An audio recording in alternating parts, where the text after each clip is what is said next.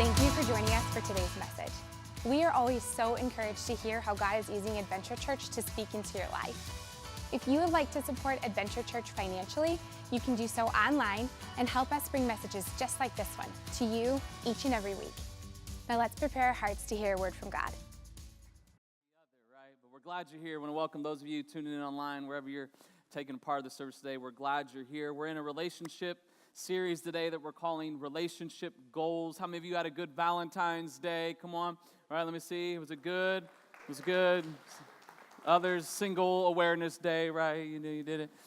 You know, it's all right, though. Listen, God's got it, right? Come on. It's a season of your life. It's not an eternal sentence. God has something special for you, too. And during this series, really, these principles, we're looking at it through the lens of our relationships with our significant other, with our spouse. But really, these principles apply to all relationships in our lives. And so when it comes to relationship goals, it's where we say, I see something, right? Like I see something in someone and I say, I want that or I want to get there. But what is that? You know, how do we get there? How do we achieve these goals? How do we get to this place where we can become the couples that others look to and say, that's what I want. That's where I want to get. Relationship goals, though, we know they take work, right?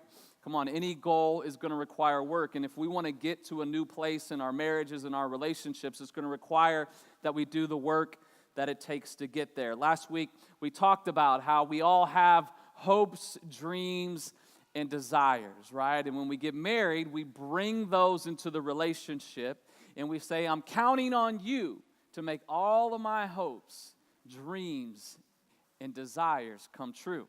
And to your significant other, to your spouse, you know, that could just be, it doesn't feel like hopes, dreams, and desires. It feels like weight, right? It feels like pressure. It feels like homework. You guys know what I'm talking about, right? My kids, can I just say this? It's just a time to complain for a second. My kids are in kindergarten and 5th grade and are already complaining about homework, right? And I'm like, this isn't even homework. Like, yesterday I made a bow and arrow out of some junk with my daughter. I'm like, this is not homework. She's complaining the whole time about it. Anyway, that's what hopes, dreams, and desires can feel like, right? It's like homework, like, oh, you're expecting me? And that's what those turn into, is like to your spouse, to the person in your life, hopes, dreams, and desires feels like expectations. And expectations are the strong belief that something will happen or will be the case in the future. And last week we talked about that we're either trying to avoid something that we saw or experienced, or we're trying to recreate something that we saw and experienced. My parents had this, or they didn't have that, so we'll never do that. We'll always be like this, right? And we unintentionally bring expectations into our relationships, and those expectations create a debt-debtor relationship where we start keeping track. We start keeping score. Hey, I did what you expected. Now you got to do what I expected. You owe me. I did. Now you owe. And we literally keep track. And, well, now you owe me, so I'm not going to give you because you owe me. Because owe me eliminates I love you. You owe me eliminates I love you. Think about it this way. If you owe me money, right, you can't give me money. Are you guys following me? Like if you owe me $100 and you're like, hey man, I want to give you $50. I'd be like, well, thanks, but you still owe me 50, right? You can't give me something that you owe me. In our relationships, when we have expectations and we have this, you know, well, hey, we're compromising. I do for you, you do for me. I scratch your back, you scratch my back. When we do that, we create these debtor relationships. And so you're in debt to me because I've outdone you, so now you owe me, so you can't give me love because you owe me love. Are you guys following me this morning? And so we have to get out of this debtor thing and to achieve relationship goal status, that we get there and we arrive there and we have that and we become the people that others look to. We have to answer this question the same way. When it comes to our relationships, we say, what do you owe me? And the answer is always nothing. You owe me nothing. So when it comes to your spouse, what do they owe you? They owe you nothing. Where we come in with a mindset, it's a mindset shift. It's a mindset change where we say, I'm coming into this relationship not because I need something. I'm coming in not expecting because I'm going to receive something. I'm coming in expecting to give everything I have to you. That I'm going to leverage everything, every gift, everything that God has given me, every asset I have is now going to be leveraged to love you, to serve you, and to put you before me. So it's a change in our mindset. It's not expectations. It's coming in expecting ourselves to serve. So I owe you everything, and now I expect nothing in return. And last week we said this idea, right, in our culture is pretty foreign, isn't it? And it seems like it's unrealistic. Like there's just no way. Like this doesn't work. But this idea is foundational to Christian marriage, and it's the idea of what we call mutual submission. That it takes two to tango, right? It takes two to make any relationship works, and it takes two people approaching the relationship from the same mindset of, I am now not expecting you just to serve me. I'm coming in expecting to serve you. We said mutual submission is a competition where we compete to outdo each other. How can I outdo you? And instead of asking, how much do you owe me? We say, I'm erasing what you owe me. I'm going to race to the back of the line in an effort to put you first. And so we stop asking the question of what do you owe me, and we start asking the question, how can I outdo you? My hopes, dreams, and desires, I put them aside so that now I can fulfill yours. John 13:34, Jesus said this, a new command. Again, this was brand new. Look at your neighbor and say new. Come on, try it again. Look at your neighbor, say you. If you don't have a neighbor, just say it to yourself under your breath. Just participate. This is a brand new thing.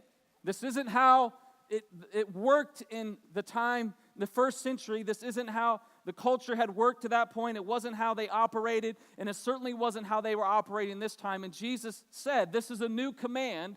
And he said the word command. And so listen, if you're not a Christian, you're off the hook. But if you are, this is what Jesus says. A new command I'm giving you.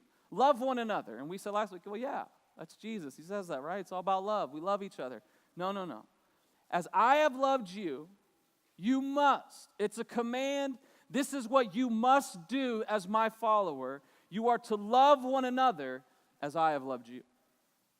You see, Jesus reduces all of the laws, 600 plus laws that the religious people at this time were trying to do and trying to fulfill.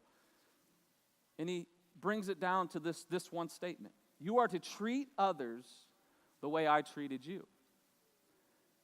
And think about this. Matthew's sitting there, and Peter and the other disciples. He's like, hey, Matthew, remember what you did before we met? You were a tax collector. Remember how you cheated people and how when I came over to your house, everybody was grumbling? And I was getting literally like ridiculed and attacked because I was hanging out with you in your house, a sinner. Matthew's going, yeah, I do remember all that. Okay. Remember what I did for you. Be willing to do that for someone else. Hey, Peter, remember what you did? Remember your past? Remember all the stuff that we've worked through? Remember all that? Peter's nodding his head. He's like, yeah, Lord, I remember. He goes, remember what I did for you. Do that for someone else. He says, I want you to do what I did for you, for every person you meet, for the rest of your life. And then a few hours later, Jesus was arrested, he was tried, and he was crucified. For my sin, for your sin. And so Jesus introduces this new idea. You've always heard of the golden rule, right? Treat others as the way you want to be treated. Jesus says, here's a new rule. It's the platinum rule. It's bigger than the golden rule. Treat others the way God treated you. Jesus said, as I have loved you, you must. A new command to love others that exact same way. So he says we approach our relationships different. We approach our relationships with each other the way Christ approached his relationship with us. And throughout the New Testament, the Apostle Paul takes this big idea, this new command, this new way of loving and serving the new way of having relationships and the new way of love. And everything Paul talks about throughout all the letters that he wrote is kind of linked back and connected to this new commandment that Jesus introduces here of loving others the way he loved us.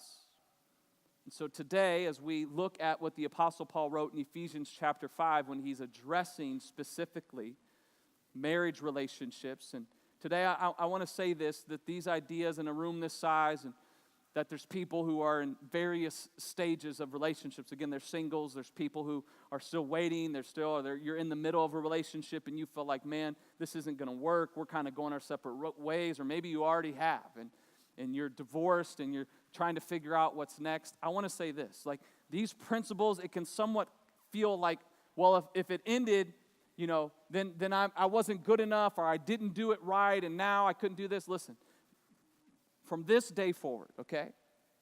Now that you know, now that you hear, you can apply these things in what comes next. And God's grace and mercy is sufficient for you. His forgiveness is for you. He's not ashamed of you. He's not trying to condemn you for the failures of your past, but he is wanting to set you up for a better future. Amen? So no matter where you're at, know that God loves you. As we sang earlier, you are his child. He is for you, and he can redeem every single mistake that you did, that someone did against you. He can redeem all of your pain for his glory and your good if you allow him to do that. So Paul's talking on this subject of relationships, and in verse 22 of Ephesians chapter 5, he says this, ladies, are you ready? Just embrace it, okay? Just give me a second. Just give me a second, okay? Don't judge me. Don't throw anything at me yet. Just give me a second. Wives, ladies, submit yourselves to your own husbands as you do to the Lord. And in the original text and transcripts, that word submit actually wasn't there. Ladies, just take it to go, yeah, see? What? It was wives, yourselves to your own husbands. Like, give yourselves as you do to the Lord. Because what he was referencing, what he was referring to the verse before. But this idea of mutual submission, of submitting yourselves. So this was added in later because of the verse that came before it, verse 21. Look at verse 21. Submit to one another out of reverence for Christ. So this is what he says first. Both submit to one another out of your reverence for Christ. So wives, to your husbands, treat them as you do to the Lord. Submit to them as you do the Lord. And in the first century audience, what you have to realize is this wasn't new, this was the norm. This is the way it always was. Wives were under, literally men in that time had legal jurisdiction over their children and their wives. Women didn't have a voice, they didn't have a vote, they didn't have a say. It's just the way that it was. This wasn't a big deal to the women at this time. When they hear this, they weren't like you were, like, huh? They were like, duh, right? Like, this is life. This is what my mom did. This is what my grandma did. This is just the way that it is. But then Paul goes a step further. He says to submit to one another out of reverence to Christ.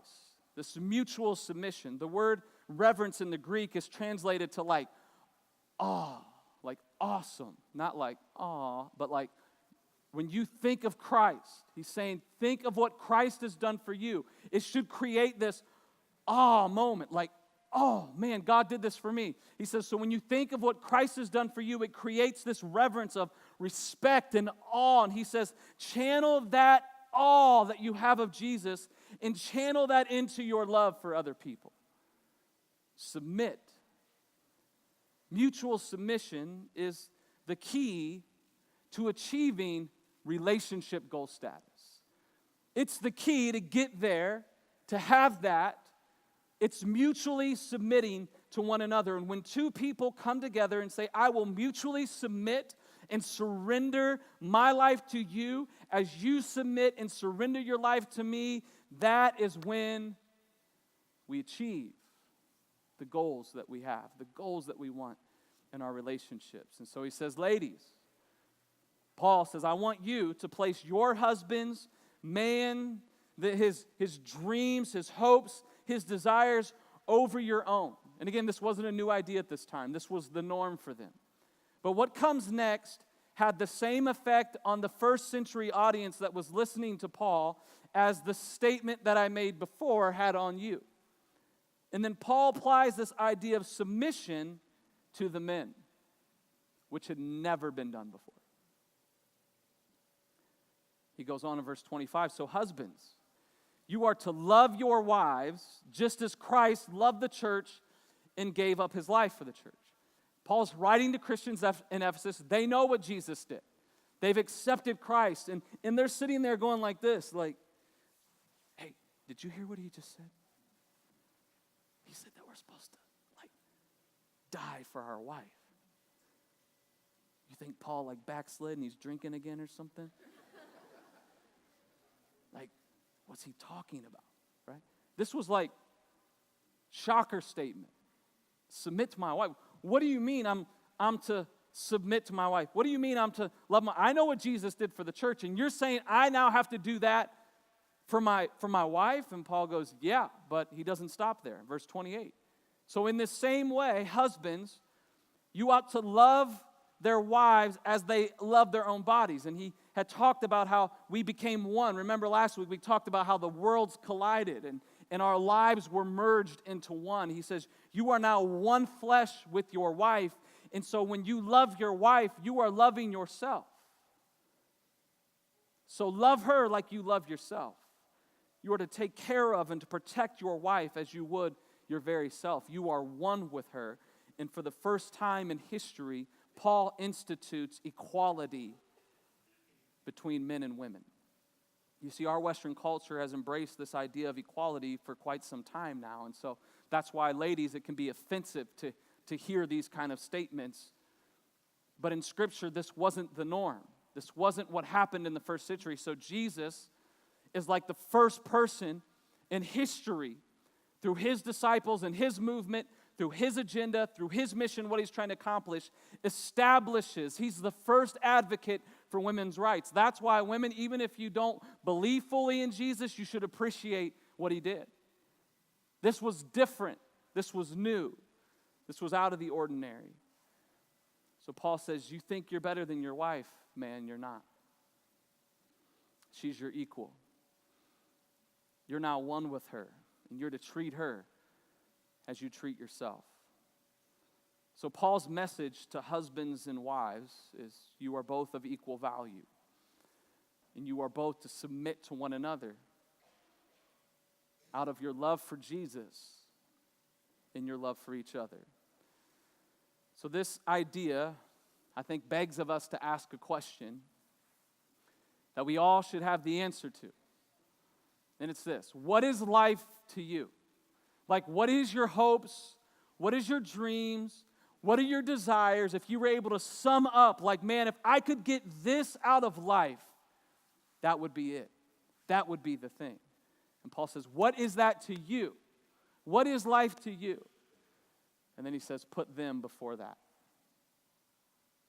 What's the very thing that you want? Put her before that. What are you really after in life? Put him before that. Get rid of your hopes, dreams, and desires so that you can fulfill hers and his. You owe me nothing. I owe you everything. That's what marriage is.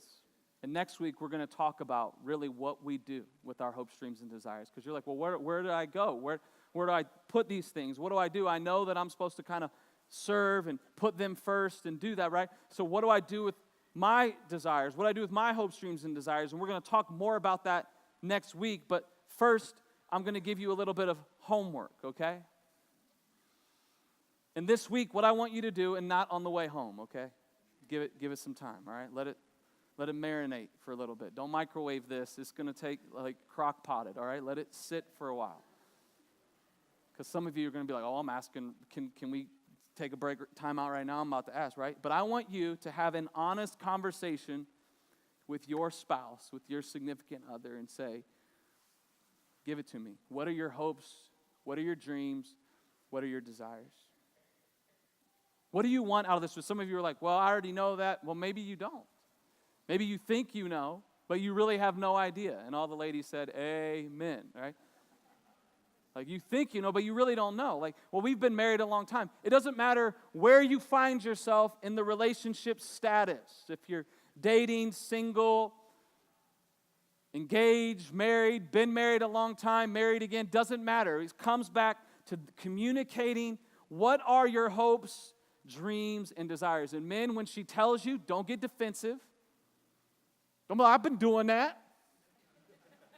Right? What are you saying? I'm not that? I thought I was that, right? Don't get defensive. Just listen. I know it's going to be hard. Just listen. And communicate. And then ladies, you ask your man the same thing. And let me just tell you, I already know what he's going to say.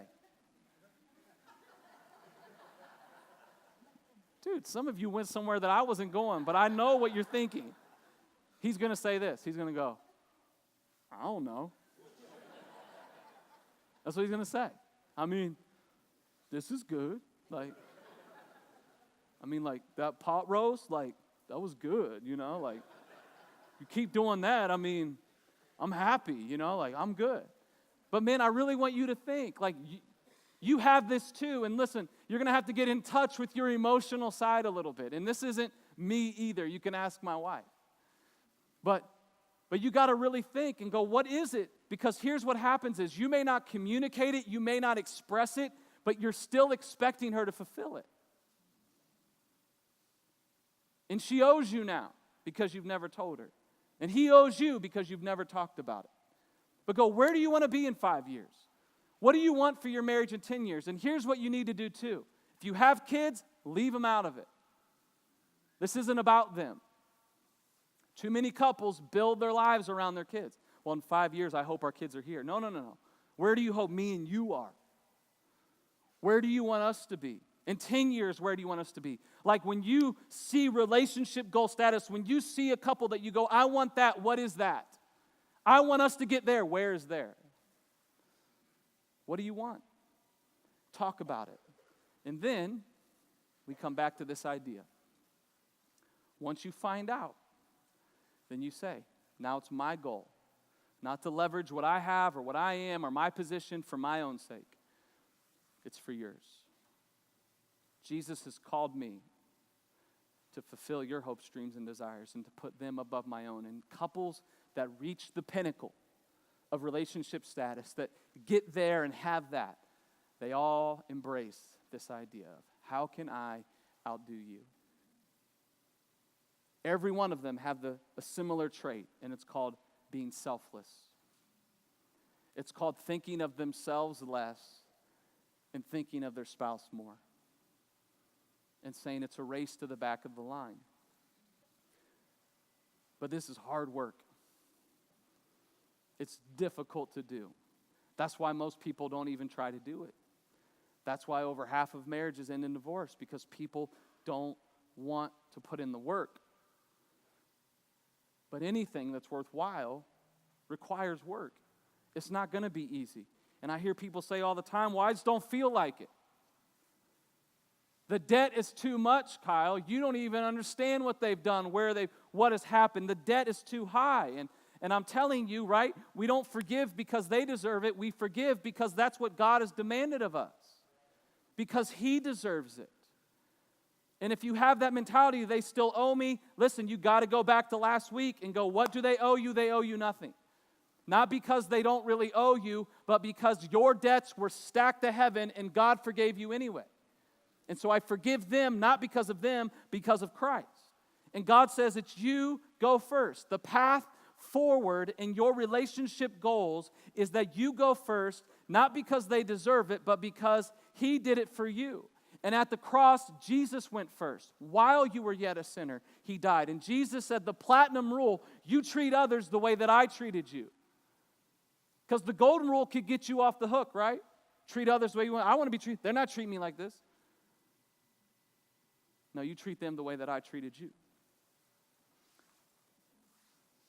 Vanessa and Ricky are coming. We're going to close out.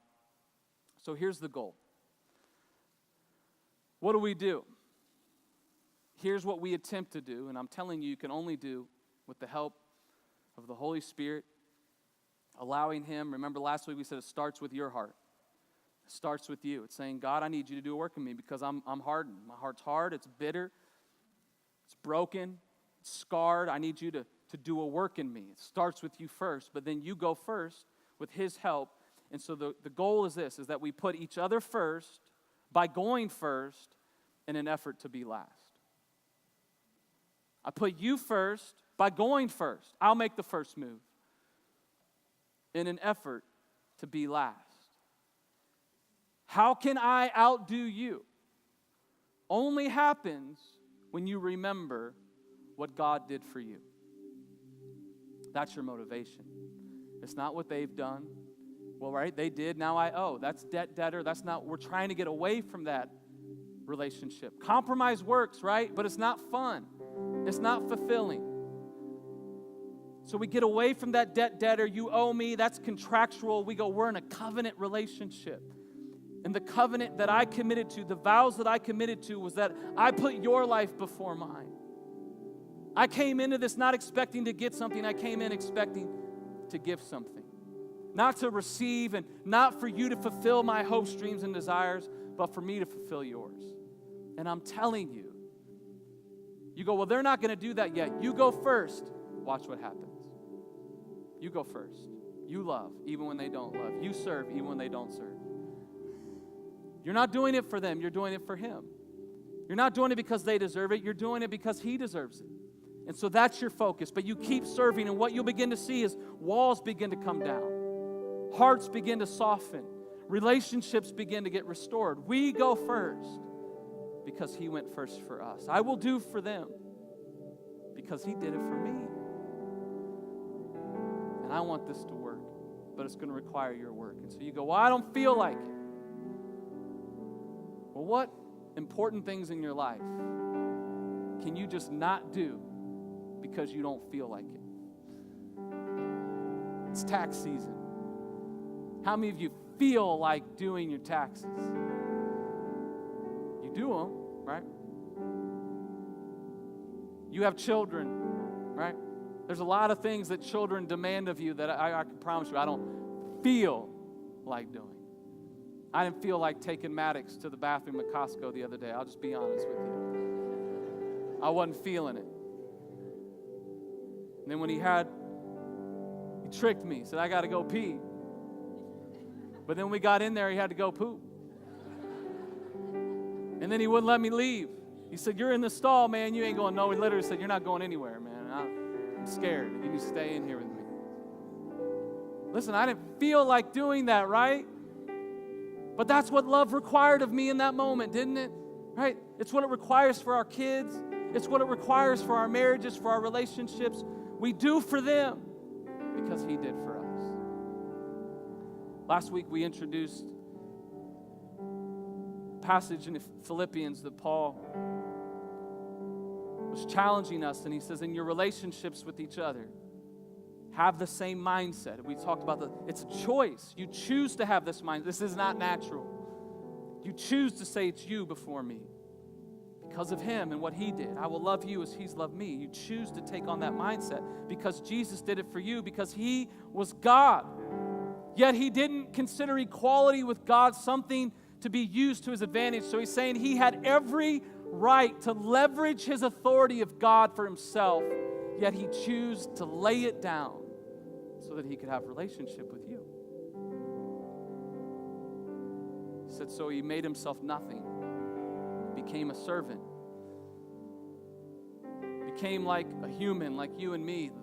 The Creator became his creation. And he humbled himself, becoming obedient to death, even death on a cross. Crucifixion. It doesn't get any worse. But in verses 3 through 4, that come right before what I just read to you, Paul started with this. So he says, so do nothing out of selfish ambition or vain conceit. Rather, in humility, value others, value her, value him above yourself. Not looking out just for your own interests, hopes, dreams, and desires, but to theirs. Putting them first. Listen, this is what Paul taught, and it's all linked back to that new commandment. Love them as he loved you.